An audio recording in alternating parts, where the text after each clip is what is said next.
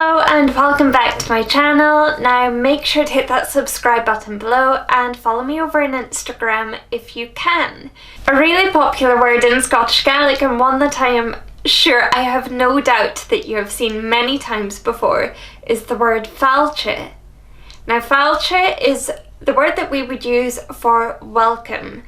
So the word for welcome in Scottish Gaelic is Fàilte. Fàilte. Fàilte.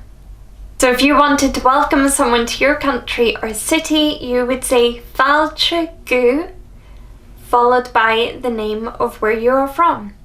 So for me, I live in Scotland and I would say Fàilte go Alba. Fàilte go Alba. Fàilte go Alba. And the word for Scotland is Alba. Now I may do a video of locations, maybe countries in Gaelic. If that would be of any interest to anyone, please do let me know in the comments below. And thank you very much for watching my video, and I look forward to seeing you in the next one.